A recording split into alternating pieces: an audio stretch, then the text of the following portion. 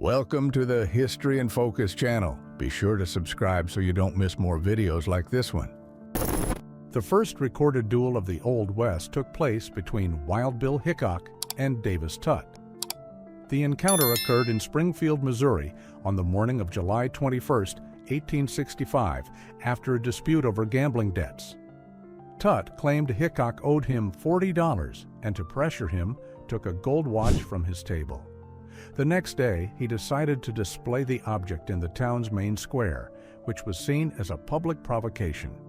Shortly before 6 p.m., the two faced each other in front of onlookers. Hickok warned he would not accept the challenge and remained calm until the decisive moment. When Tutt drew his weapon, Hickok did the same. The shots rang out almost together, but only Hickok's found the target. The bullet pierced Tutt's heart, ending the dispute. The episode went down in history as the first recorded gunslinger duel in the open streets of the Old West. The Old West was marked by gunslingers and robberies, but it also had space for serial killers. One of the most notorious cases was that of the Bender family, called the Bloody Benders, who lived in Labette County, Kansas, between 1871 and 1872. German immigrants, they built a cabin divided between a store and a small inn for travelers. The property had a well and a barn, but soon gained a sinister reputation. The four members were John Bender Sr., his wife Elvira, their son John Jr., and the young Kate, presented as a medium and healer, though possibly his sister. Neighbors reported that the Benders were strange and frightening, and the reputation was confirmed when the disappearances of travelers began to be linked to that isolated house on the frontier. Investigations revealed the terror hidden on the Benders' property. At least 11 people are believed to have been murdered there, with bodies buried in the orchard near the cabin. The method consisted of luring travelers for meals, placing them over a trapdoor plank, and attacking them with fatal blows, followed by slitting their throats. When the disappearances became too numerous to ignore, locals organized and began investigating the family. Before they could be captured, the Benders vanished without a trace, abandoning the cabin and the remains. The house was soon demolished, but the case became one of the greatest criminal mysteries of the West. To this day, the fate of the Benders remains unknown, remembered as the first documented serial killers of the American frontier. Poker Alice was one of the most legendary women of the Old West. Born in 1851, Alice Ivers Tubbs was an English immigrant who learned to play poker from her first husband and soon became a prominent figure at the tables. Educated, elegant, attractive, and with the habit of smoking cigars, she stood out in saloons dominated by men. She gained fame for her skill with cards and also for her strong temperament, always carrying a .38 revolver, which she once used against a miner who threatened her. She claimed to have earned about $250,000 from gambling, a considerable fortune for the time. Later in life, she opened her own parlor during Prohibition and even killed a soldier who was destroying the place, being acquitted for self-defense. Poker Alice lived intensely between cards, smoke, and revolvers, until she died at 79 in Rapid City, South Dakota, leaving behind the legend of the woman who beat men at their own game. The gunfight at the OK Corral in Tombstone, Arizona, became the most famous of the Old West, but it lasted little more than 30 seconds. On October 26, 1881, the confrontation gathered on one side the Earp brothers, Wyatt, Morgan, and Virgil, along with Doc Holliday, and on the other, the cowboys Ike and Billy Clanton, Tom and Frank McClory, and Billy Claiborne. Only 3 of them were armed. The start was confusing, and it is not known who fired first, but amid 30 shots, Virgil hit Billy Clanton in the chest, Doc Holliday killed Tom with a shotgun, and Wyatt brought down Frank with a shot to the stomach. 3 died and 3 were wounded, while Claiborne and Ike Clanton escaped unarmed. The episode caused great controversy. The Earps and Holliday were accused of murder, dividing the town between cowboy supporters and defenders of the law. After weeks of trials and conflicting testimonies, the final decision acquitted the Earps and Doc Holliday, sealing the gunfight as legend. The Western films of the 1940s and 1950s created the classic image of the lone white cowboy riding across the desert. But reality was quite different. It is estimated that about 1 in 4 cowboys of the Old West were African American, many of them former slaves who found in this activity a way to make a living after the Civil War. These men performed the same tasks as any other cowboy, driving cattle, taming horses, and facing long journeys across the plains. Some had already worked as cowhands during slavery and continued the same occupation once freed, while others chose the cowboy lifestyle by preference. Although rarely portrayed in popular culture, they played a crucial role in the expansion of the West, helping shape the frontier legend as much as any celebrated figure in cinema. Women of the Old West were fundamental in transforming arid lands and small settlements into organized communities. By accompanying their husbands to the frontier, they not only helped with the heavy farm work and raising animals, but also created spaces for social and cultural life. Women's clubs dedicated to arts, reading, and family events emerged, promoting a sense of civility amid the rustic environment. While women from the East mocked life on the frontier, those in the West made a point of showing that their towns could be as respectable and cultured as any big city.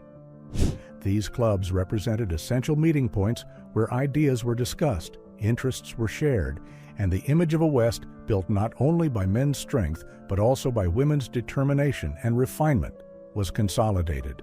On the other hand, prostitution was a common occupation, the result of the enormous population imbalance between men and women. In many towns, the ratio reached 25 men for every woman, which made sexual services a lucrative and tolerated activity. Brothels sprang up near mines, railroads, and saloons, offering everything from simple rooms to luxurious houses with several employees. Many prostitutes came from poor families or were women who lost husbands in the war and had no other means of survival. Despite prejudice, they were accepted by the community as they generated money and even attracted customers for other businesses. Some managed to accumulate small fortunes, but most lived under harsh conditions, exploited by pimps or saloon owners. Even marginalized, prostitution became an inseparable part of frontier life. In saloons, women also found space as entertainers. Known as saloon girls, can-can dancers, or singers, they were responsible for entertaining customers with music, dance, and conversation. Many earned modest salaries, around $10 per week, but increased their income with commissions on drinks consumed. In addition to performing on stage, they circulated through the saloon, livening the atmosphere and serving as social attractions in spaces dominated by men. For many lonely travelers, these entertainers represented the only moment of distraction amid the harshness of the frontier. With flashy dresses, heavy makeup, and vibrant dance steps, the dancers helped consolidate the chaotic and fascinating image of saloons. The Old West became a spectacle with Buffalo Bill's Wild West Show. Created in 1883 by Buffalo Bill Cody, the traveling program brought famous gunslingers like Wild Bill Hickok to the public. In large arenas, bison hunts, shootouts, stagecoach robberies, and battles were reenacted, mixing real history with fantasy. Audiences in New York, Chicago, and even Europe crowded in, fascinated by the idea of seeing Western heroes on stage. Hickok was the main attraction, and his name drew crowds. In addition to staged scenes, there were simpler presentations, such as gatherings around the campfire where gunslingers told stories and shared memories. These shows helped create the myth of the Wild West, immortalizing figures and events that were often very different from the version presented on stage. Despite the success, the shows had evident flaws. Cody, Hickok, and other colleagues were not actors, and the improvised dialogues often made the audience laugh for the wrong reasons. The campfire scenes, meant to be moving, often turned into poorly told jokes. The theatrical quality was so low that many compared it to a bad movie that becomes entertaining precisely because it is disastrous. One day, Hickok, irritated or perhaps drunk, lost patience during a performance. Without warning, he drew his gun and shot at a stage light, shocking the entire audience. This type of situation, mixing reality, improvisation, and even danger, gave the shows a unique reputation. The public laughed, gasped, and kept returning, fueling the myth that helped turn the West into legend. In the Old West, especially in Arizona, the word cowboy did not have the romantic meaning it does today. In 1881, newspapers like the San Francisco Examiner described cowboys as the most reckless and dangerous class in the country, considered even worse than common thieves. The term was linked to organized crime, robberies, and gangs that terrorized frontiers. In Tombstone, for example, there was a notorious gang simply called the Cowboys, responsible for cattle theft, raids, and ambushes. This group became known for their rivalry with the Earp brothers and Doc Holliday, culminating in the famous gunfight at the OK Corral. Thus, while 20th century cinema turned the cowboy into a symbol of bravery and freedom, at the height of westward expansion, he was synonymous with criminality, fear, and daily violence. The whiskey served in Old West saloons was far from refined. Often it tasted like gasoline, even when the bottle claimed to be from Kentucky and aged 10 years. In practice, it was common for it to be mixed with water, cheap alcohol, or other strong drinks to increase bar owners' profits. In some cases, so-called bourbon was distilled from low-quality molasses. With no inspection or enforceable laws on the frontier, any mixture could be sold as legitimate whiskey. Not surprisingly, it earned colorful nicknames: coffin varnish, mountain howitzer, and even tangled leg, referring to the devastating effect of the drink, which left customers staggering as they tried to leave the bar. Between tricks and improvisations, Western whiskey became famous not for its taste, but for its brute strength.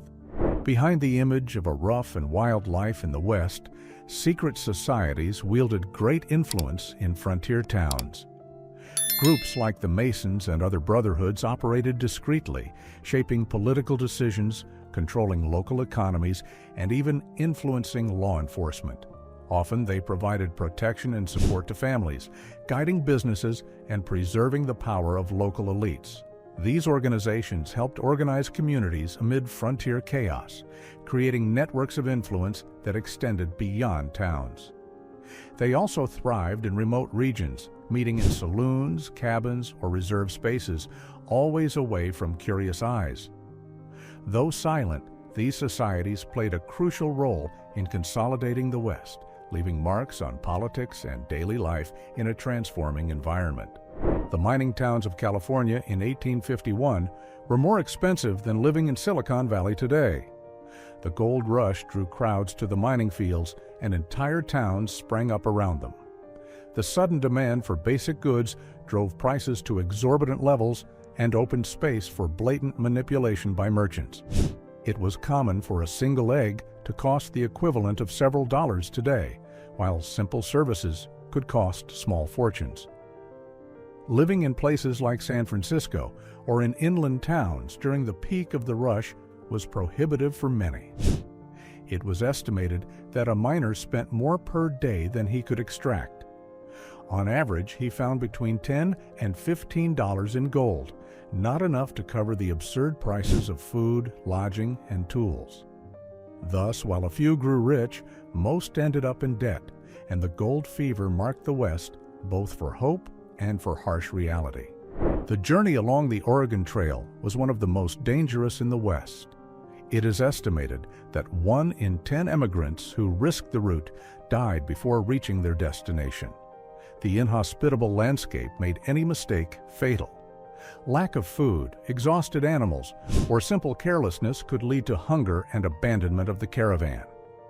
More than indigenous raids or ambushes, the main causes of death were diseases such as cholera and dysentery, as well as accidents and untreated injuries. Children and the elderly were the most vulnerable, but no one was safe from the harsh conditions.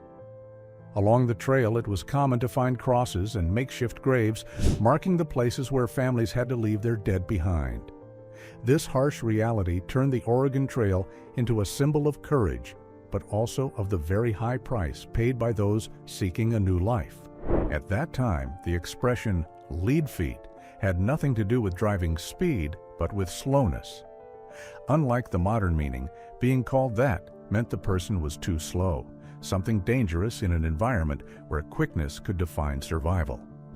Cowboys and ranchers needed to be agile to rope runaway cattle, react to bandit attacks, or handle storms threatening the herd. Farm work required fast reflexes, coordination, and strength, as wasting time could mean losing animals, crops, or even one's life. Although life in towns and villages seemed calmer, frontier demands imposed a fast pace. Thus, a slow cowboy was seen as a burden, while the ability to act quickly was valued as a virtue. The Old West was not only marked by gunslingers and saloons, but also by innovations that changed people's lives. Railroads and telegraphs revolutionized transport and communication, allowing goods, news, and people to cross huge distances in much less time. The train shortened frontiers and boosted economic expansion, linking isolated areas to the rest of the country. The telegraph became vital for transmitting information, helping bring order to a region known for its lawlessness. With messages sent almost in real time, it reduced the sense of isolation in communities and strengthened government presence. These technologies, emerging from the 1860s onward, were decisive in transforming the West from a wild territory into an integrated part of the United States. At the same time that railroads and telegraphs advanced, new weapons reached the hands of cowboys, lawmen, and bandits. The Colt revolver and the Winchester rifle became symbols of the era, forever altering the nature of gunfights. The Colt, in particular, earned fame for its reliability, quick draw, and ease of reloading, becoming the preferred weapon of gunmen and sheriffs. The Winchester, nicknamed the gun that won the West, was powerful and accurate, giving advantage in battles and ambushes. These innovations multiplied the violence of confrontations, but also created the enduring image of the armed cowboy, which crossed generations in cinema and popular culture. Thus, technological progress not only changed frontier reality, but also helped forge the legend of the Old West. Much of the Western railroads owed their existence to the efforts of Chinese immigrants. Between 15,000 and 20,000 men crossed the Pacific after the California Gold Rush, seeking work and survival in a new land. They worked as blacksmiths, laborers, carpenters, and above all, tireless builders enduring brutal conditions. These workers were responsible for digging tunnels through mountains, laying tracks on steep terrain, and handling dangerous explosives, often earning less than other ethnic groups. Despite discrimination, they were fundamental in building the Transcontinental Railroad, inaugurated in 1869, which united the country from coast to coast. Without the efforts of these immigrants, the rail connection that revolutionized transport, commerce, and Western expansion might never have been completed. The Old West had more gun control than many imagine. In towns like Deadwood, Dodge City, Abilene, and Tombstone, carrying revolvers or rifles on the streets was prohibited. Upon entering, visitors had to hand over their weapons to the sheriff, who registered and returned them only upon leaving, like a coat check receipt. These measures aimed to prevent shootouts in saloons or brawls that ended in tragedy. Although popular imagery shows cowboys always armed, the truth is that within towns, the rule was restriction. Exceptions were for local residents, who could keep weapons at home for defense. A famous example occurred in Dodge City, where signs warned, "Leave your weapons at the town line." Thus, the Wild West had, in many places, strict laws that attempted to impose order amid frontier chaos. Food in the Old West was far from tasty. Breakfast could include cornbread, stews, boiled eggs, fried potatoes, or omelets, but dinner was often much harder to swallow. It was common to find dishes like calf's head, boiled mutton, or even calf's feet prepared in heavy broth. For dessert, when lucky, there was simple pudding. In caravans and camps, cowboys depended on improvised ovens, pans and skewers to roast whatever meat or vegetables were available in the season. The daily menu revolved around boiled beans, biscuits as hard as stone, jerky, dried fruits, and plenty of coffee to endure long journeys. Without refrigeration and with scarce resources, meals were practical and durable, but almost always monotonous and hard to digest. For a brief period, the deserts and plains of Texas hosted an unusual scene: camels marching through the Old West. In 1855, the United States government allocated $30,000 to import these animals under the initiative of Jefferson Davis, then Secretary of War. It was believed they would be ideal for transporting cargo over long distances, as the Transcontinental Railroad was still far from being completed. About 75 camels were brought and sent to Camp Verde in central Texas, being used on supply routes to San Antonio.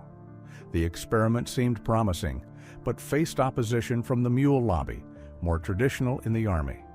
With the start of the Civil War, the project was abandoned, and many camels were simply released into the wild. Thus, for a few years, travelers could come across groups of wild camels crossing Texas, a curious and little-remembered episode of American expansion. In dry lands, water was a treasure more valuable than gold. Beyond duels over land and cattle, countless conflicts arose from disputes over rights to rivers, streams, and wells. Farmers and ranchers depended on this resource to keep crops and animals alive, and any shortage could turn neighbors into enemies. Small quarrels often grew into pitched battles, leaving entire communities hostage to lack of access to water. The so-called water wars marked frontier history, showing that in many regions power was not just in the trigger, but in whoever controlled the source that guaranteed survival. This simple and indispensable resource shaped social and political relations. What today may sound disgusting was, for Oregon Trail pioneers, a vital necessity. Since trees were scarce along the route, firewood simply did not exist in many stretches. The solution found was to collect dried bison dung, which was abundant across the prairies. These remains, nicknamed prairie pies or prairie chips, burned surprisingly well, producing hot fire with almost no smell. In this way, entire families managed to cook meals, boil water, and stay warm on the freezing frontier nights. Without this resource, thousands of immigrants would not have survived the long journeys toward new lands.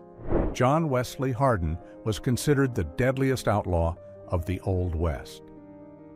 Born in Bonham, Texas, he began his criminal life early. At 14, he stabbed a classmate, nearly killing him, and at 15, he shot dead his uncle's slave and 3 soldiers who pursued him. Throughout his life, he was involved in numerous duels and ambushes. In his autobiography, Hardin claimed to have killed 44 men, but records suggest the real figure may have been between 20 and 30. He spent years in prison and, after being freed, tried to live as a lawyer but kept his reputation as a dangerous gunman. His end came on August 19, 1895, in El Paso, Texas, when he was surprised and shot in the back of the head by lawman John Selman inside a saloon. Thus, one of the most feared men of the frontier ended his life the same way he lived it, with a deadly shot. The Pony Express was one of the most legendary services of the Old West, operating from April 1860 to October 1861. It worked with riders in relay who covered about 1,100 miles between St. Joseph, Missouri and Sacramento, California, guaranteeing record deliveries. Less than 10 days, something impressive for the time. Letters cost $5 at first and then $4, a very high amount by 1860 standards, but which symbolized the urgency of communication. The system required hundreds of horses, relay stations every 15 or 20 miles, and riders who risked their lives against raids, storms, and indigenous attacks. With the installation of the transcontinental telegraph in 1861, faster and cheaper, the Pony Express was shut down. Although it lasted only about a year and a half, it became an icon of the messenger's courage and a technological milestone of the Old West. Texas has always been associated with the imagery of the Old West, and with good reason. Between 1850 and 1900, it recorded the highest number of gunfights compared to other frontier states. At least 160 armed confrontations were documented during this period, many of them taking place in saloons, busy streets, and even makeshift courthouses. Cities like Dallas, Fort Worth, and El Paso became stages for famous duels where gunmen settled disputes of honor or fights over money and territory. The constant presence of cowboys, bandits, and bounty hunters reinforced Texas's reputation as one of the most dangerous places.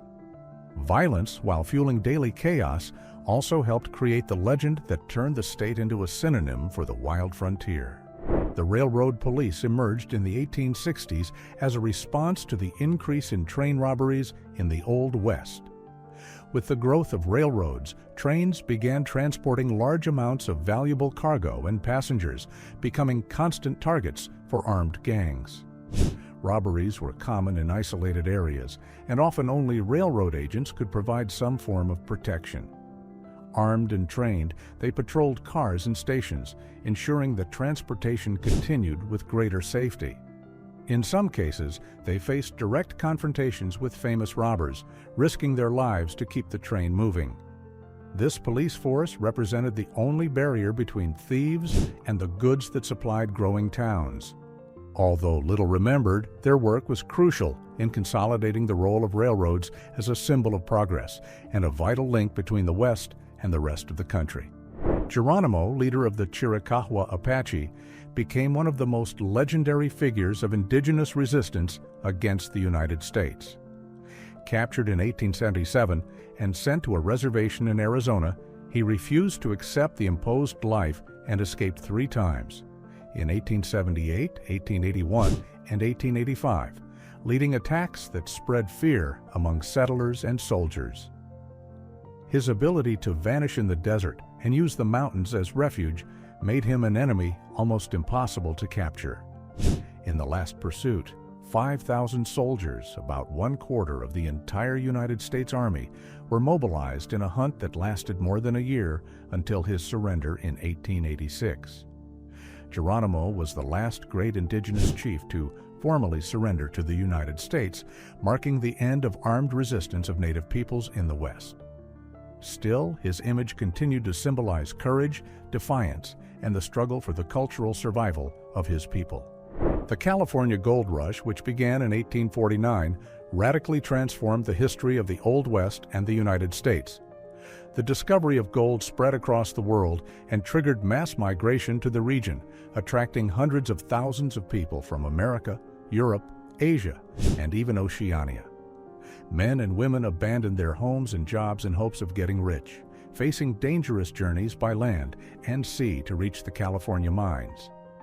Entire towns sprang up almost overnight, often chaotic and lawless, while merchants, farmers, and adventurers prospered around the mining camps. However, few truly became wealthy from gold.